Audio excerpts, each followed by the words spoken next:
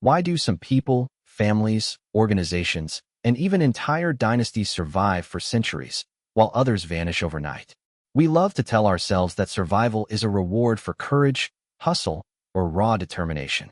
But if you look a little closer, beneath the success stories, beneath the slogans about grit, you find something more sinister, more timeless, and far more human.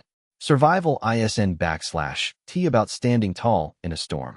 S about making sure you never the one standing when the axe swings. The truly resilient T just weather chaos. They prepare for it in the shadows. Not with strength, not with heroism, but with quiet manipulation, unseen alliances, and a willingness to sacrifice principles for something deeper, continuity. T find their secrets in inspirational books, but in the hidden architecture of power and trust that protects them when the world collapses around everyone else. The real problem T that most people are weak. That we fundamentally misunderstand what resilience actually is. We retaught to perform toughness, endure pain, outlast the competition. But true resilience, the kind that keeps entities alive for centuries, is rarely loud. It is the art of making yourself necessary to others, of weaving silent webs of dependency, favors, and obligations so that when disaster strikes, someone has a reason to shelter you, to remember your kindness, or to fear your absence. We fall into the trap of solo grit because facing hardship alone is cinematic. It appeals to our ego. It makes for brilliant stories. But it also a lie. The lone survivor is almost always a myth. The ones who last are those with an uncanny sense for which relationships matter, whose secrets to keep, and which allegiances to shift during uncertain times. Survival is an endless chess game of invisible transactions, sometimes friendship, sometimes blackmail, often simply being the least offensive option in a room full of rivals. The world punishes those who confuse visibility with invincibility. Why do legendary empires collapse? Why do admired companies evaporate overnight? Because, at some critical moment, their enemies stopped needing them, their friends stopped fearing them, or their reputation no longer bought protection. The pillars of resilience are not made of steel. They remade of social credit, hidden loyalty, and mutually beneficial lies. The moment the network frays, even the most indomitable can crumble overnight. Let me ask you, what makes a person, a brand, or a family legacy truly untouchable? It not loud declarations. It not heroic images.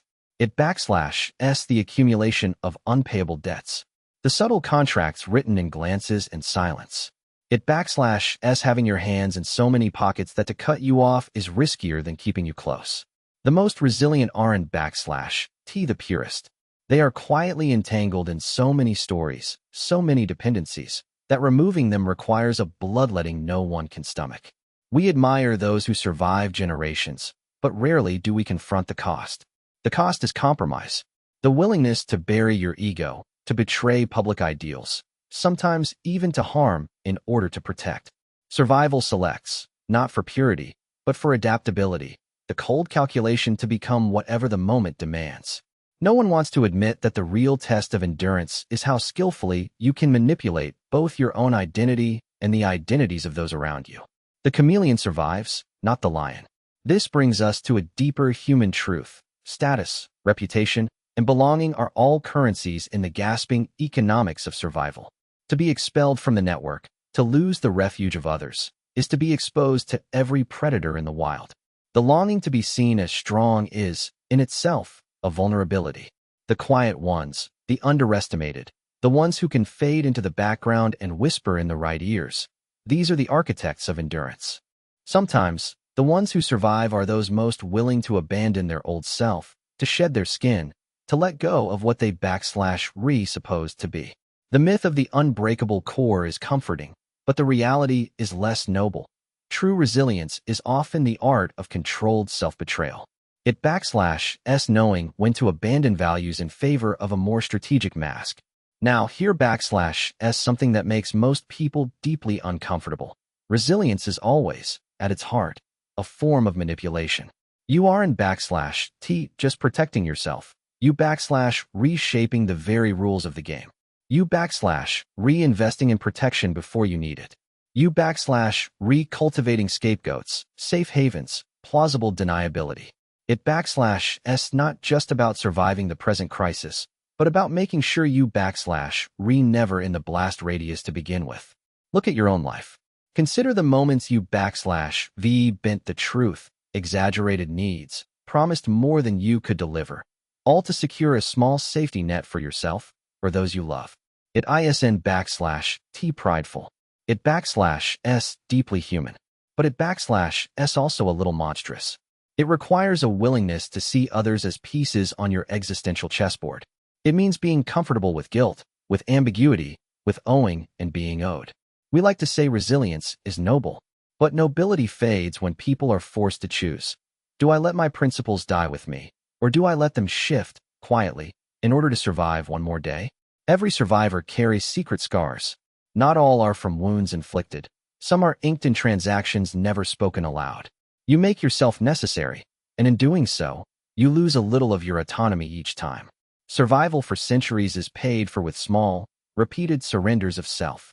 What S even darker is the isolation that comes from truly mastering this game. To be truly resilient is to be permanently at the center of a web, and yet to never be able to leave it. The freedom others taste is rarely available to you. You can risk full honesty, true independence, or public vulnerability, not now. The shadow network that protected you becomes a prison in itself. You survive, yes, but at the price of always calculating, always performing, never resting. If you ever wondered why you feel a strange mix of admiration and unease when you see institutions or people who never seem to fall, look closer.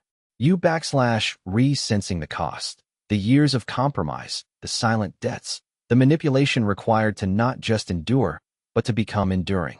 You envy their power, but you sense, intuitively, the darkness required to build it. Ultimately, the truth about resilience is both simple and brutal. S about becoming essential, not exceptional. And in doing so, you trade a piece of your soul for something that, to outsiders, looks like immortality. The survivors of history were never the strongest. They were the most entangled. Let that haunt you next time you crave long-term survival. T about grit. S about playing a game most people aren't even willing to admit exists until S too late.